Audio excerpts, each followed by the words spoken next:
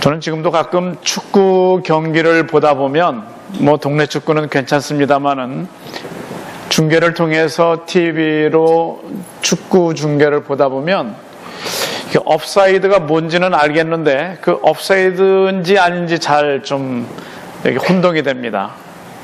그래서 어떤 때 제가 볼 때는 옵사이드 같은데 심판은 들지 않고, 또 어떨 때는 괜찮은 것 같은데 심판이 옵사이드 선언을 하기도 하죠.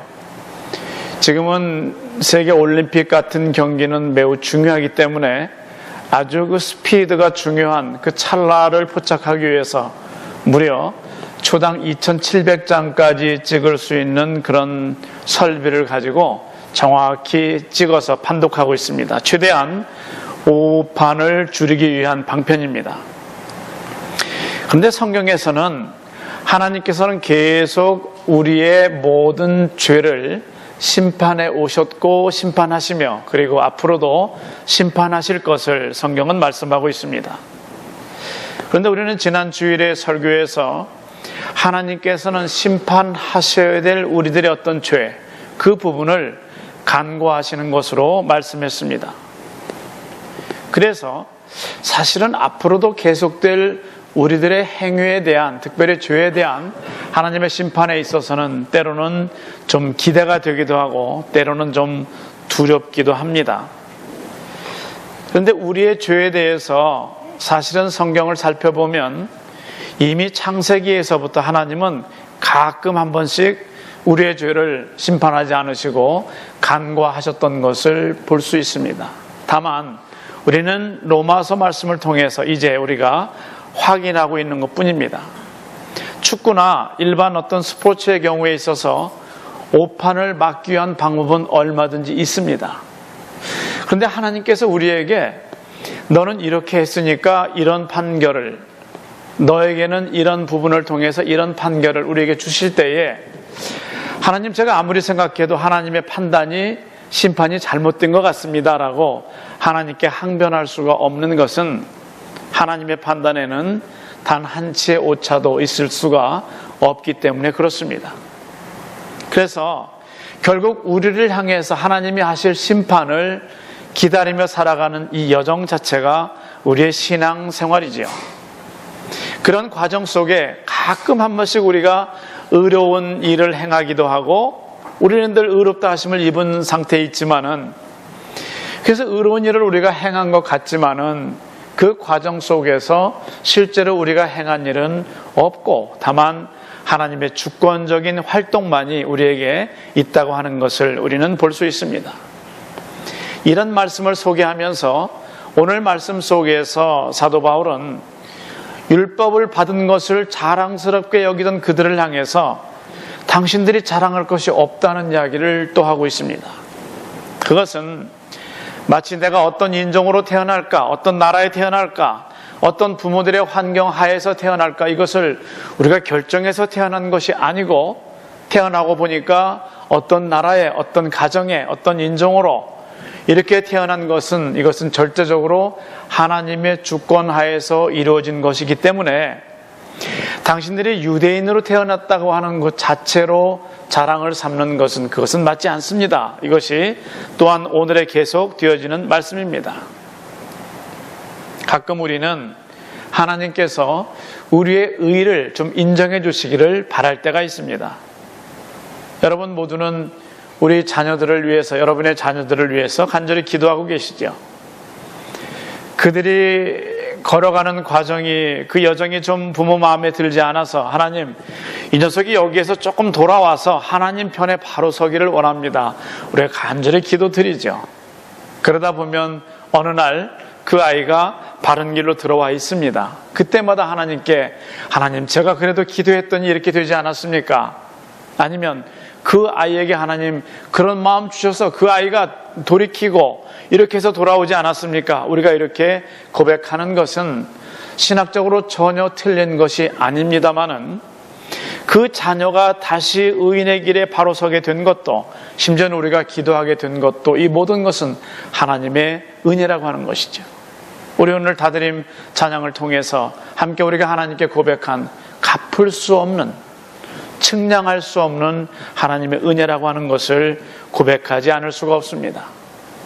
그런데 가끔 우리는 같은 하나님의 은혜를 받고 살아가면서도 내가 행한 이 부분에 있어서 이것이 인정되지 않을 때에 가끔 우리는 속상해합니다. 이것이 좀 드러났으면 좋겠는데. 지금도 한 번씩 생각이 나는 저의 부목사 시절의 이야기인데, 한국에서 부목사로 섬기면서 부목사로서의 사역의 90% 정도는 신방이었습니다. 잘 나오지 않는 분들, 새 교우들, 또 1년에 2차례씩 봄과 가을로 나누어서 대신방, 이런 신방들을 했습니다. 신방하는 중에 하루는 청년부들과 함께 수련회를 가서 그 청년부의 수련회에 주 강사로 말씀을 전할 그럴 책임이 저에게 주어졌었는데, 경기도 이천으로 청년부들은 금요일 날 오전부터 모여서 같이 먼저 떠났고, 그리고 저는 평일과 마찬가지로 오전으로 오후로 이렇게 신방을 하고, 그리고 이제 저만 따로 출발해서 조인하는 그런 계획이었습니다. 그래서 하루를 열심히 일을 하고, 그리고 이제 도착해서 가보니까 이제 청년분들이 시간에 따라서 이제 식사 직전에 각 모여서 부님 토의를 하는 그런 시간이었습니다. 제가 이제 내려서 들어갈 때에 이 부님 토의 하면서 한두 청년들이 이렇게 봤습니다마는 저에게 목사님 하루 종일 신방하고 이렇게 오셨어요, 그런 소리도 하지 않고 인사도 하지 않고 그저 흘낏 한 번씩 쳐다보는 것이 좀 못내 서운했었습니다. 그리고 이제 그날 저녁을 먹고, 그리고 말씀을 전하고요, 그 다음은 오전에도 청년들과 같이 시간을 갖고, 그리고 오후에 한 3시간 정도가 비어 있어서 청년들에게 미리 제가 이야기를 하고 경기도 이천 시내에 나가서 그 근처에서 목회하는 우리 동료들을 만나서 같이 식사하면서 또 대화를 나누고 그러고 돌아왔습니다. 같은 상황이었습니다. 그리고 저는 이제 들어왔는데 똑같은 곳을 지날 때 역시 청년들은 그 시간에 모여서 프로그램을 진행하고 있었습니다. 그런데 어제와 똑같이 저를 이렇게 한두 번씩 보는 청년들은 있었는데 저에게 인사하지 않는 것이 이번에는 고마웠습니다. 왜냐하면 제 나름대로 청년들에게 미리 말은 했지만은 프로그램 중에 미리 나가서 제가 이렇게 나갔다 왔기 때문에 청년들이 굳이 레코그나이즈 하지 않는 것이 이번에는 고맙게 여겨졌습니다.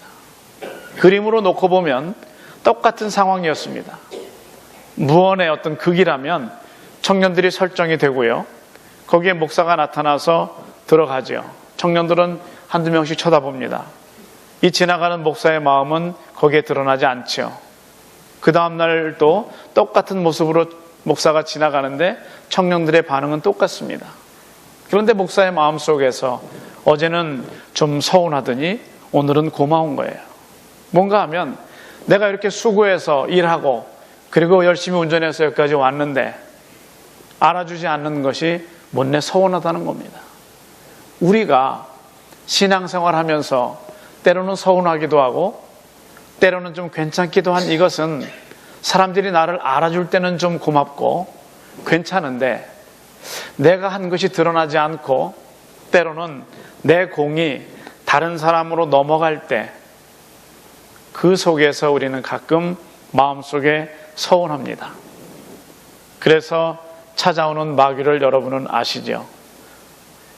성경에 나오지 않는 섭섭마귀가 찾아오게 되는 겁니다.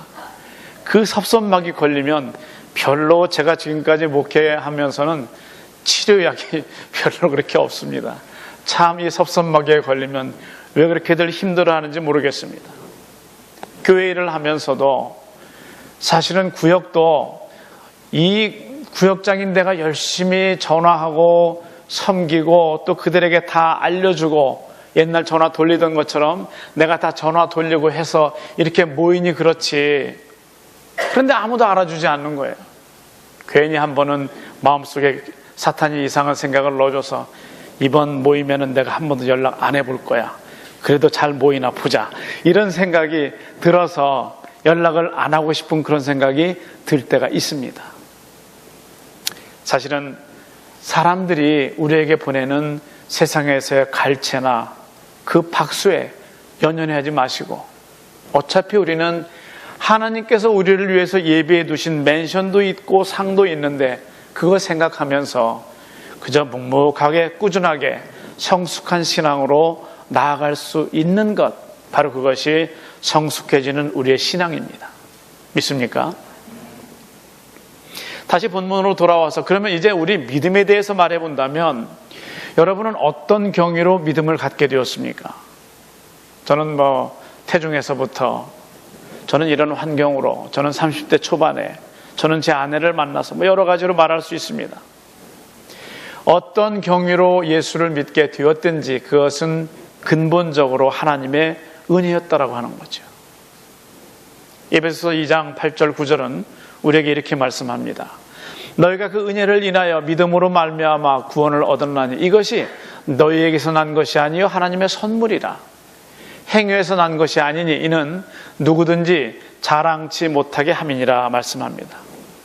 지금 여러분에게는 설교 끝나자마자 막 자랑하고 싶은 그 자랑거리가 어떤 자랑거리가 있습니까? 그렇다면 그 자랑거리는 얼마 동안 지속할 수 있겠습니까? 고린도전서 1장 31절에 보게 되면 기록된 바 자랑하는 자는 주 안에서 자랑하라 함과 같게 하려 함이니라. 흠정역에서는 이 자랑이라는 이 단어를 boasting 이렇게 쓰지 않고 glorying, 자만이라는 단어로 우리에게 쓰고 있습니다. 우리는 아무리 살펴봐도, 내 자신을 아무리 돌아봐도 하나님의 의가, 하나님의 은혜가 절대적으로 필요한 그런 존재가 아닌가 싶습니다. 왜냐하면 처음부터 하나님은 그 크신 은혜와 사랑으로 품어주셨는데 우리의 조상이 에덴 동산에서 하나님의 말씀을 거역하고 그들이 죄를 지었는데 하나님의 형상으로 지음을 받았지만은 이제 우리가 하나님을 반역하고 비운의 길을 재촉해서 이제 우리에게 남은 대가는 전적인 타락과 전적인 무능력이라고 하는 것입니다. 그래서 오늘 본문 28절 말씀은 그러므로 사람이 의롭다 하심을 얻는 것은 율법의 행위에 있지 않고 믿음으로 되는 줄 우리가 인정하노라 말씀합니다. 이 28절의 말씀을 마틴 루터는 본문에도 없는 오직이라는, 밑에서 두 번째 줄에 보시는 오직이라는 단어를 썼습니다. 율법의 행위와는 별도로 오직 믿음으로만, 솔라피데, 오직 믿음으로만 되는 줄 우리가 결론하노라 이렇게 써서, 이 오직이라는 단어 때문에 사실은 캐톨릭과의 불화가 더 깊어졌지만은 어떻게 보면 우리는 오직이라는 단어가 당연히 들어가야 되는 것이, 그것이 우리의 신앙생활입니다. 믿음에 대한 여러 가지 정의들이 있을 수 있습니다. 여러분의 자녀가 엄마 믿음이 뭐야? 아빠 믿음이 뭐야? 이렇게 물어보면 우리가 여러 가지로 대답할 수 있겠습니다만은 믿음은 어떤 실체가 아니죠. 믿음이라고 하는 것은 그 대상과 분리해서는 생각할 수 없기 때문에 그렇습니다. 우리의 믿음의 대상은 당연히 예수 그리스도 하나님이시고 또 그가 이루신 공로이고 완전한 의, 그것을 우리가 믿었더니 그 믿음이 우리에게로 와서 우리가 의롭게 된 것이고 우리는 이것을 구체적으로 믿음 이렇게 말할 수 있는 겁니다. 그래서 우리는 내가 지금 믿음을 가지고 있어도, 그리고 남들이 부러워하는 믿음, 당신 같은 믿음을 어떻게 소유할 수 있습니까? 라고 여러분의 형제 자매들이 부러워한다 할지라도 그것까지도 하나님의 은혜라고 하는 거죠. 그래서 자랑할 수 있는 믿음이 아무것도 없습니다. 제가 이렇게 했더니 저는 오늘날 이런 믿음을 갖게 됐습니다. 그것이 아니라고 하는 거죠. 이 믿음과 관련해서 오늘의 본문 말씀은 속죄 교리에 관한 가장 고전적인 의미에서의 성경 말씀입니다. 예를 들어서 여러분의 형제나 부모가 예수를 믿지 않고 세상을 떠나셨다고 가정해 본다면, 성경으로 본다면 그들은 요한복음 3장 16절에 의해서, 로마서의 말씀들에 의해서 그들은 지옥으로 갔을 겁니다. 죽은 기독교인들의 중간 상태에 대해서 우리는 말할 수 없기 때문에 그렇습니다.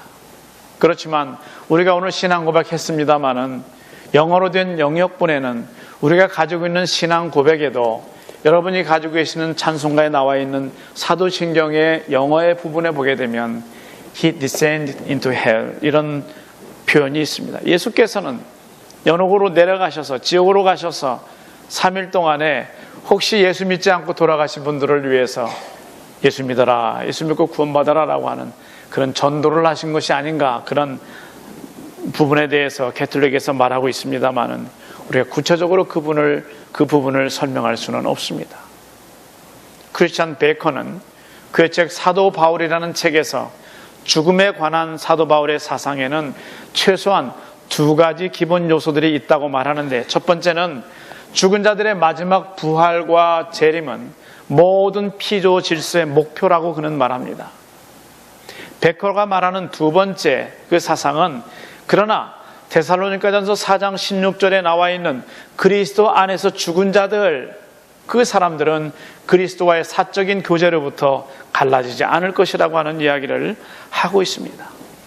따라서 오늘 우리가 설교 말씀을 전하고 있는 오늘의 본문 말씀은 우리가 어떻게 속죄함을 받는가에 대한 가장 교과서적인 그러한 말씀입니다. 화면에 보시는 말씀에는 나팔로 친히 하늘로 쫓아 강림하시는데 그리스도 안에서 죽은 자들이 먼저 일어나고 순차적인 그런 부활에 대해서 말씀하고 있습니다.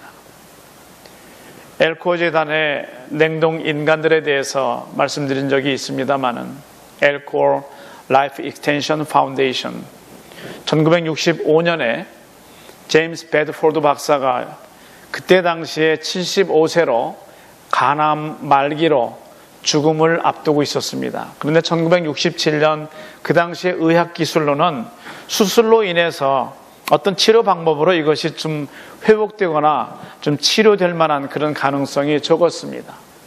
그래서 그가 생각한 것은 내가 이제 냉동 캡슐에 들어가서 죽은 것이 아니라 그저 영원하게 동면을 하면서 언젠가 의학 기술이 발달해서 내 몸을 다시 해동시켜서 수술할 때가 되게 되면 내가 깨어나서 다시 내 삶을 연장하면 좋지 않을까 싶어서 영하 196도의 액체 질소 알루미늄 캡슐 안으로 그가 들어가서 냉동인간이 되었습니다. 그의 생각으로는 지금 그는 잠을 자고 있을 뿐이지 죽은 것은 아니죠. 그때 당시에 앞으로 먼 훗날, 그때 그들이 말한 먼 훗날이 2030년입니다.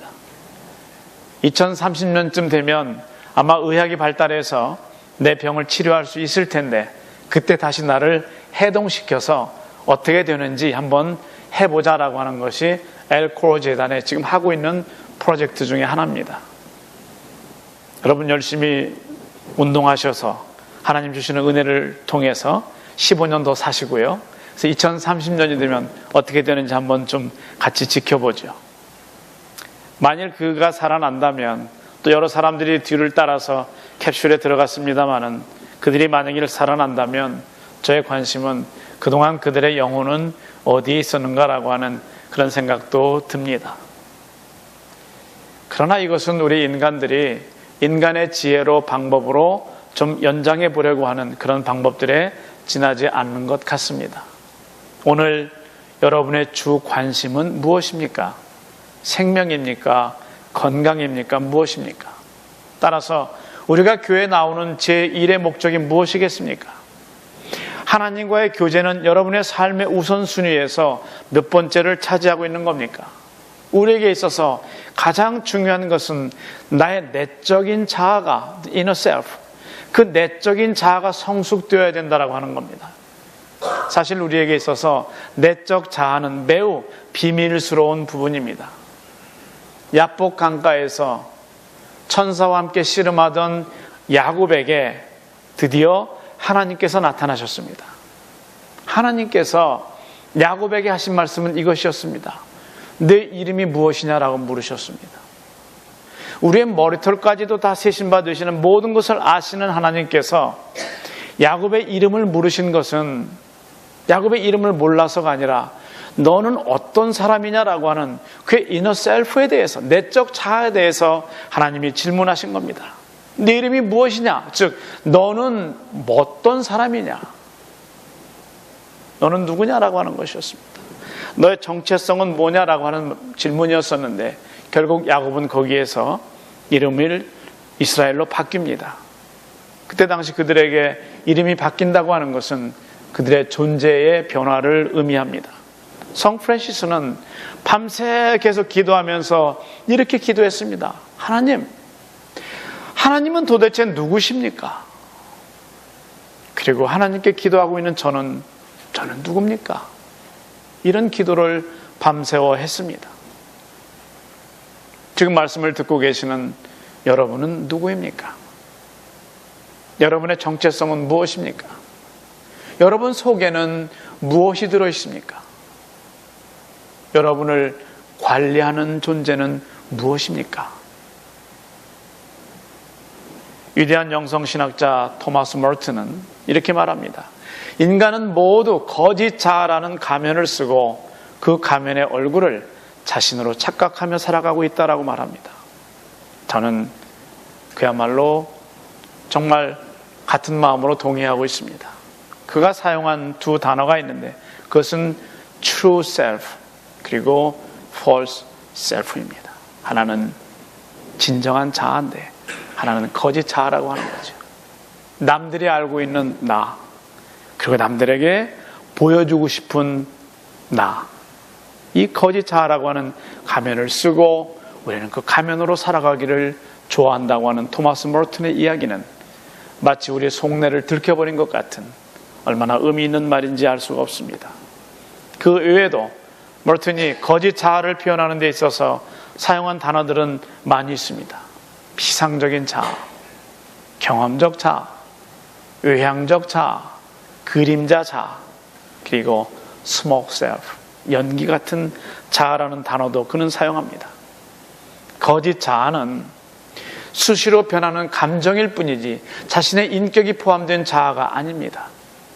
그래서 거짓 자아라고 하는 그 가면을 쓰고 있는 그 마스크를 쓰고 있는 그 상태에서 그 환영에서 깨어나지 않고서는 내 실제적인 이너 셀프를, 내 내적 자아를 하나님께 드릴 수 없다고 하는 겁니다.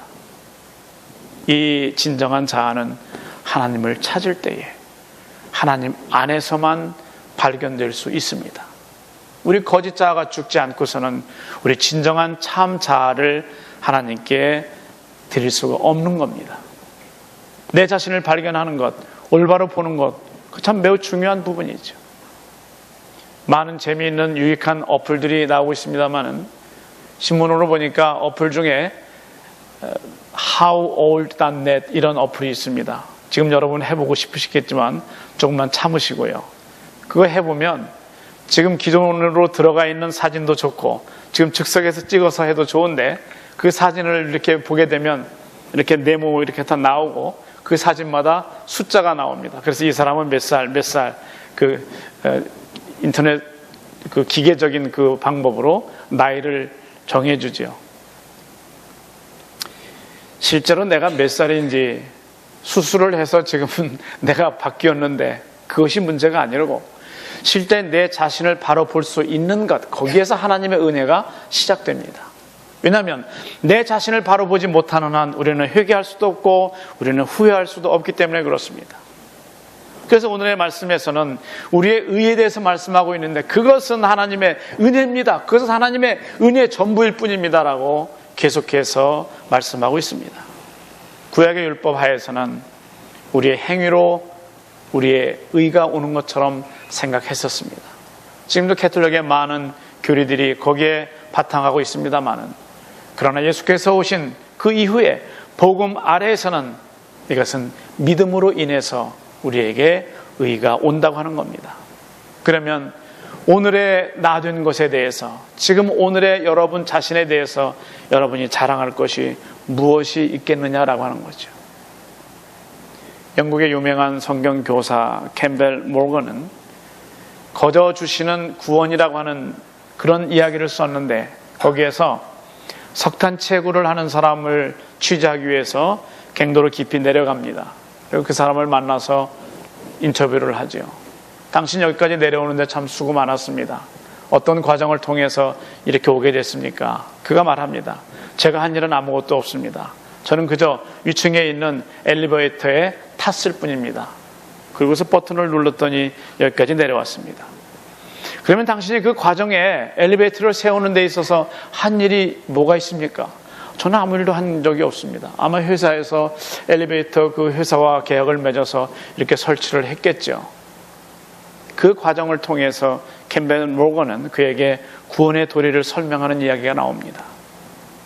내가 실제로 한 것은 아무것도 없고 이것은 하나님의 은혜 그 자체이구나라고 하는 거죠. 그래서 우리는 구원을 받는 데 있어서도 우리가 지불한 것이 아무것도 없다고 하는 겁니다. 이제 우리가 구원받은 백성들인 우리가 모여서 같이 예배를 드리는 이 모두가 우리 모두가 구원받은 백성들인데 이 기쁨을 우리 한번 서로 인사 나누겠습니다. 장모님, 집사님보다는 차라리 형제님, 자매님으로 부르시면서 형제님, 자매님, 주의 사랑으로 사랑합니다. 한번 인사 나누겠습니다.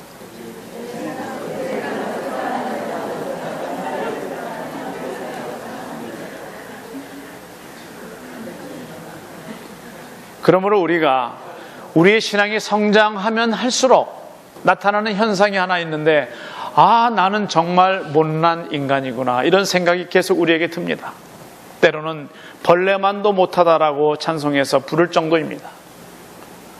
우리가 착각하지 말아야 될 사실 한 가지를 끝으로 말씀드리려고 하는데 믿음은 지적인 찬동 그것만이 아닙니다. 지적인 찬동이라고 하는 것은 intellectual agreement 그것이 전부가 아니라고 하는 거죠. 성경을 읽으면서 성경 전체를 하나의 교훈으로 생각하고 그의 모든 지적인 모든 intellectual agreement이 다 거기에 포함되어 있어도 그래도 지옥에 갈 수도 있습니다. 믿음은 진리를 깨닫는 것입니다. 그리고 그것을 받아들이는 거죠. 그리고 거기에 내가 내 자신을 전적으로 위임하고 내 자신을 포기하는 것 그것이 믿음이기 때문에 그렇습니다. 그래서 믿는 것 belief 그리고 내가 믿음대로 살아가는 commitment 이 두 사이에는 어떠한 다른 단어도 들어올 수 없다고 하는 겁니다. 내가 믿은 것 그것을 하나님의 말씀으로 내가 commit 할 수 있어야 그것이 믿음이죠.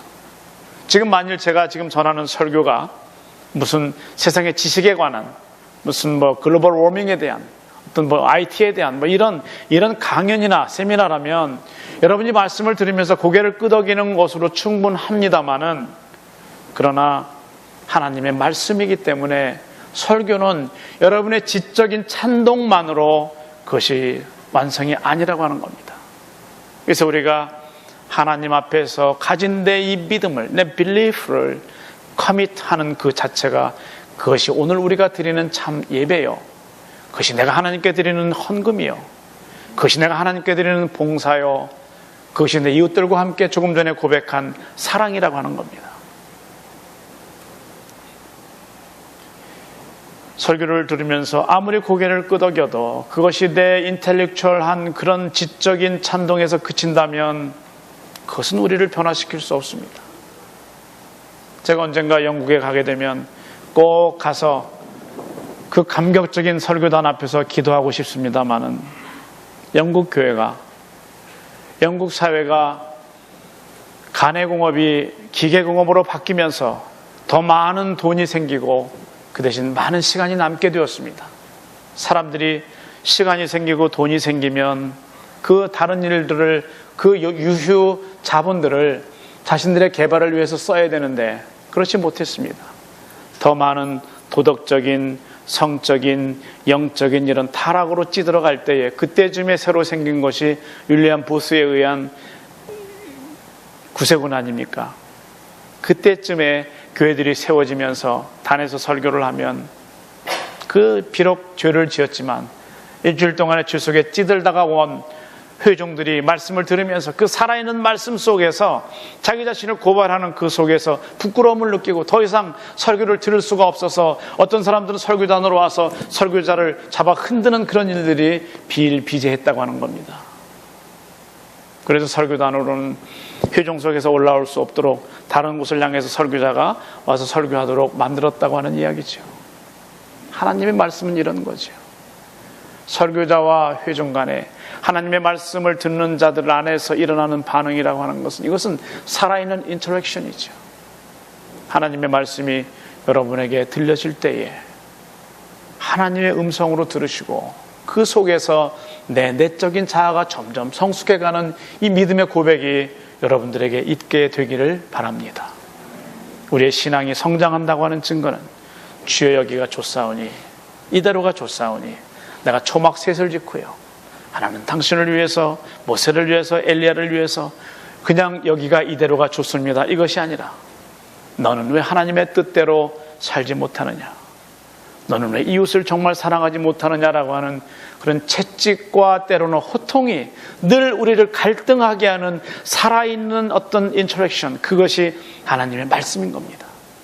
이 말씀 안에서 여러분이 진정한 은혜 안에 살아가시기를 주의 이름으로 축원합니다. 기도하겠습니다. 하나님께서 저희들의 삶을 주관하심을 감사를 드리며 오늘도 저희 속에 있는 내적 자아가, 진실된 자아가 하나님 앞에 드려지고 그 진실된 자아로 살아가며 진실된 자아로 교제하고 내 신앙이 고백될 수 있는, 내 행동으로, 내 모습으로, 내 사고로 고백될 수 있는 저희 되도록 은혜를 내려주시옵소서. 예수님의 이름으로 기도드리옵나이다. 아멘.